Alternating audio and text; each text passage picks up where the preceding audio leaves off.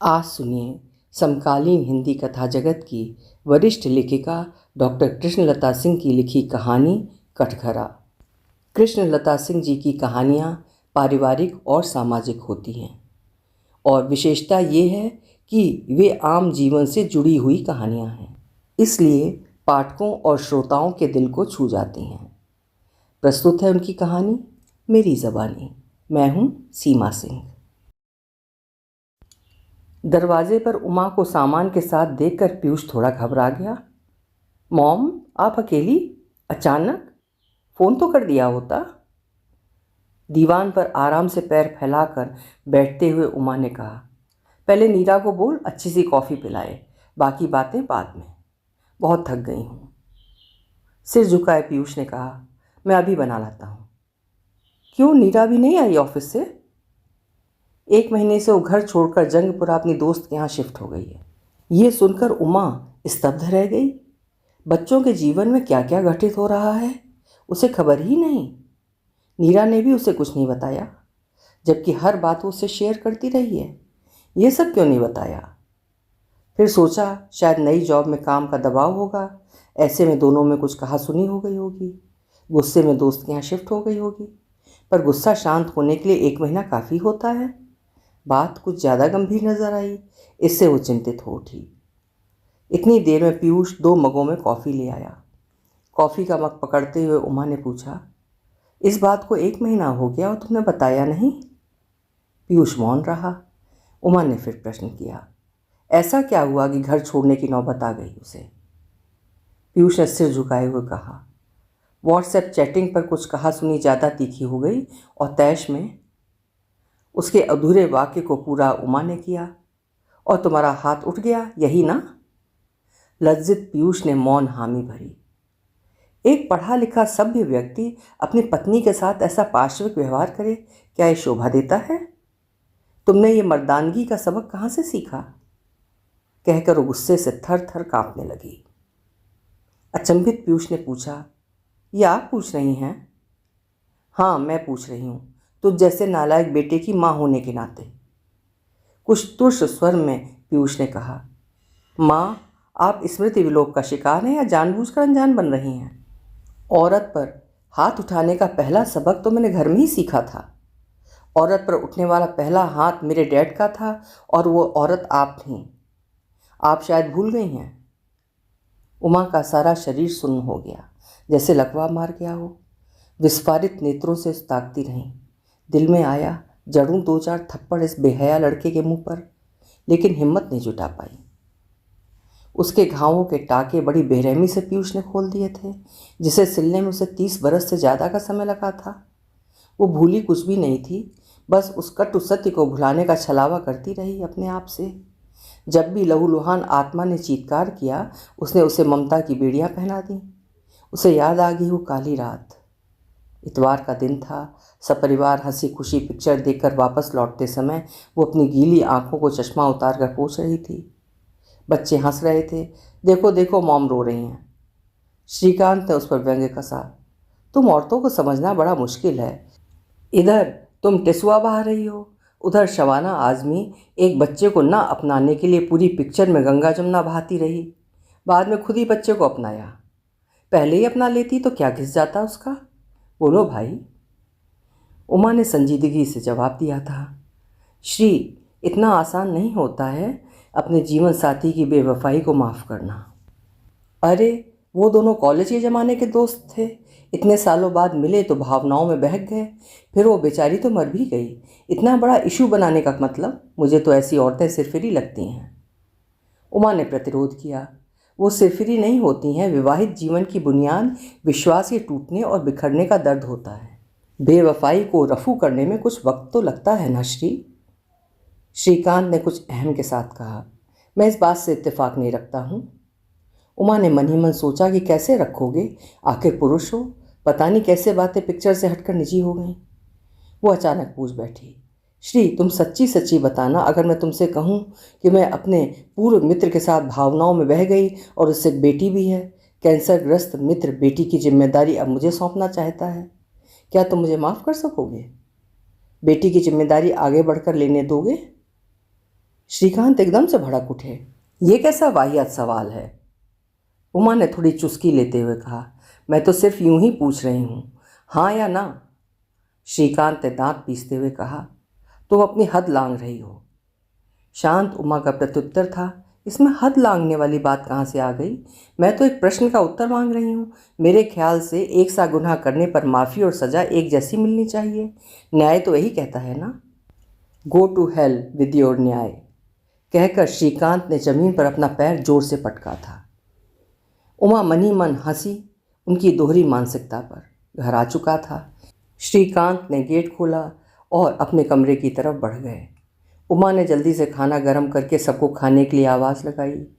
पीयूष, मेधा और श्रुति फटाफट मेज पर आ गए, लेकिन श्रीकांत नहीं आए। वो कमरे में टीवी के सामने बैठे ड्रिंक ले रहे थे। उमा ने कहा, श्री, खाना ठंडा हो रहा है, सुबह स्कूल है, जल्दी उठना है। श्रीकांत का दबा गुस्सा मौके की तलाश में था। भाड़ में जाए तुम्हारा स्कूल, 2 टके की नौकरी का सुबह शाम रोज ताना। कमबख्त चैन से ड्रिंक भी इंजॉय नहीं करने देती। फिर बेवकूफ़ औरत, कहकर गिलास उसकी तरफ उछाल दिया। उमा के कपड़े गीले हो गए, कांच के टुकड़े पूरे कमरे में बिखर गए। उमा श्रीकांत का ऐसा व्यवहार देखकर पहले तो हतप्रभ रह गई, फिर साहस करके कहा, ये कौन सा तरीका है श्री? श्रीकांत के सिर पर जैसे कोई शैतान सवार था।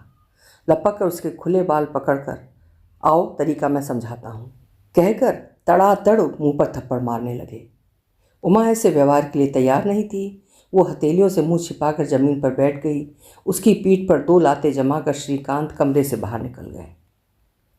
उसे नहीं मालूम कि उस रात बच्चों ने खाना खाया था या नहीं, उस घिनौने कृत्य को देखा था या नहीं। रात भर फर्श पर पड़ी कांच की किरचें उसके मन में चुभती रहीं। वो दर्द से करहाती और सिसकती रही। सुबह आईना रात की हैवानियत की गवाही दे रहा था। बच्चे खुद तैयार होकर स्कूल जा चुके थे, शायद उसका दर्द समझ गए थे। उसने फ़ोन द्वारा अपनी बीमारी की सूचना स्कूल भेज दी थी। पूरा दिन अकेली बिस्तर पर पड़ी दर्द से छटपटाती और अपने आप से लड़ती रही। क्या मुझे श्री का ये अपमानजनक वहशीपन सह लेना चाहिए या घर छोड़कर चले जाना चाहिए? बच्चों को साथ लेकर जाऊं या छोड़कर जाऊं? मेरे अकेले का गुजारा तो शायद हो जाए, पर 3 बच्चों की जिम्मेदारी किस पर थोपूंगी? उनकी पढ़ाई का क्या होगा? पूरा 1 साल बर्बाद हो जाएगा। छोड़कर जाने पर पीछे बच्चे अनाथ हो जाएंगे। मैं माँ हूँ, मेरे ऊपर उनके भविष्य की जिम्मेदारी है। उनका भविष्य बिगाड़ने का मुझे कोई हक नहीं है। फिर 4 लोग क्या कहेंगे? छोटे बच्चे को छोड़कर माँ न जाने कहाँ और किसके साथ भाग गई। रात की हैवानियत किसे पता होगी? उधर स्कूल में कोर्स पूरा कराना है, प्री बोर्ड का पेपर सेट करना है, एग्ज़ाम इंचार्ज हूँ मैं, प्री बोर्ड और बोर्ड की परीक्षाएं संपन्न करानी हैं। ऐसे में अगर मैं सब कुछ छोड़कर चली जाती हूँ तो स्कूल के साथ धोखा होगा। उमा इसी किम कर्तव्यम के द्वंद्व में फंसी रही और कोई निर्णय नहीं ले पाई थी। उमा के अंदर अतीत घुमड़ रहा था। सारे घाव ताजे होकर रिसने लगे, चेहरा सफ़ेद पड़ गया। पीयूष ने कहा, मॉम आपकी कॉफ़ी ठंडी हो गई, दूसरी बना कर लाऊं? नहीं, रहने दो, ठीक है, कहकर उमा ने ठंडी कॉफ़ी का घूंट भरा। पीयूष ने अपने को जस्टिफाई करते हुए कहा, मॉम अगर उस दिन आपने डैड का प्रतिरोध किया होता तो मुझे लगता ये काम गलत है, गुनाह है। उल्टे आपने तो डैड को मना मना कर खाना खिलाया। उमा कैसे पीयूष को समझाती कि 3 दिन तक बिस्तर पर लेटे लेटे उसने कितने नरक भोगे थे, कितनी मौतें वो मरी थी। श्री बिना खाना खाए ऑफिस जा रहे थे। शाम को ऑफिस से लौटकर बॉटल और ग्लास लेकर बैठ जाते थे, फिर बिना खाए बिस्तर पर लुढ़क जाते थे। पूरा घर तनाव और भय के साए में सांसें ले रहा था। उमा श्रीकांत के अहम को जानती थी कि वो कभी भी अपनी गलती की क्षमा प्रकट में नहीं मांगेंगे, बस अंदर ही अंदर घुटेंगे। बच्चे भी सहमे सहमे घूम रहे थे। बच्चों को खुशनुमा माहौल देना भी अभिभावकों की जिम्मेदारी होती है। बस इसीलिए उसने वो जहर का घूंट पिया था। परिवार को सामान्य माहौल देने के लिए वो सामान्य बनने की कोशिश करती रही, पर क्या वो सब कुछ भूल पाई? रातों की टूटी नींदों ने बगावत के तूफ़ानों को झेला था। आंसुओं के सैलाब ने तूफ़ानों को दबाया था, लेकिन वो मरा कभी नहीं। उसने अपना स्त्री धर्म जरूर निभाया, लेकिन श्री को मन के सिंहासन पर कांत का सम्मान कभी नहीं दे पाई।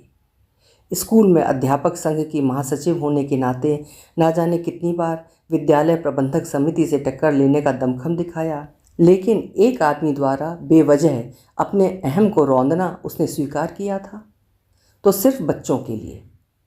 बच्चे बड़े होकर उसे कटघरे में ना खड़ा करें। मॉम, आपकी वजह से मेरा भविष्य खराब हो गया है, आपने मुझे मेरे डैड से अलग कर दिया। उसे क्या पता था कि उसे इस तरह से कटघरे में फिर भी खड़ा होना पड़ेगा। हालांकि पीयूष के कथन में सच्चाई का दम था। बचपन की छोटी छोटी घटनाएं उसके कोमल मस्तिष्क पर संस्कार बनकर बैठ गई थीं। उसने देखा, पिता नाराज होता है, गुस्से में शराब पीता है, खाना ना खाने का स्वांग रचता है, गलती हो या ना हो पत्नी हाथ जोड़कर माफ़ी मांगती है, खाना खाने के लिए खुशामद करती है, कभी पति के हाथ उठा देने पर रोती है, सिसकती है, फिर अपने काम में डूब जाती है। यही बीमार संस्कार उसके विवाहित जीवन ने पीयूष को दिए हैं। उसका ऐसा दुष्परिणाम होगा उसने कभी सोचा नहीं था। खैर, जो हो गया उसे बदला नहीं जा सकता था, किंतु पीयूष के फंडे क्लियर करने होंगे। उसने अपने आप को अतीत से बाहर लाकर थोड़ी हिम्मत बटोरी और कहा, वाह बेटा, तू अपने बाप का असली सपूत निकला। तूने पति के अधिकार बहुत अच्छे से समझ लिए। अगर पत्नी पति की बातों से असहमति जताए तो उस पर हाथ उठाकर बलपूर्वक अपनी बात मनवा लेनी चाहिए। बरखुरदार, अब वो ज़माने लग गए जब लड़कियां हमारी तरह कमज़ोर और डरपोक होती थीं। 4 लोग क्या कहेंगे इसकी परवाह करना अब उन्होंने छोड़ दिया है। ना ही हमारी तरह ममता की बेड़ियां पहनी हैं। शुक्र करो उसने तुम्हारी शिकायत पुलिस में दर्ज नहीं कराई। इतना कहकर उमा ने ओला बुक की। पीयूष ने पूछा, मॉम, आप कहाँ जा रही हैं? सामान उठाते हुए उसने कहा, अब और किसी कटघरे में खड़े होने की हिम्मत नहीं है। मैं जा रही हूँ नीरा के पास उसे शाबाशी देने। मैं जिस ग्लानि के साथ जी रही थी, मेरी बहू ने उससे मुक्ति पा ली है। अभी आप सुन रहे थे डॉक्टर कृष्णलता सिंह की लिखी हुई एक बेहद संजीदा कहानी कटघरा। कितने स्पष्ट और साफगोई से उन्होंने पिछली पीढ़ी की महिलाओं की घरेलू स्थिति को दिखाया। कितना जहर घुटक कर वो एक सुखी संतुष्ट जीवन जीने का अभिनय करती थीं या जीती थीं। आपको कहानी कैसी लगी? कमेंट सेक्शन में अपने विचार ज़रूर लिखिएगा। कल फिर मिलेंगे। हिंदी की श्रेष्ठ और बेहतरीन कहानियाँ सुनने के लिए मेरे चैनल्स को सब्सक्राइब ज़रूर करें, लाइक करें और शेयर भी करें। बहुत बहुत धन्यवाद।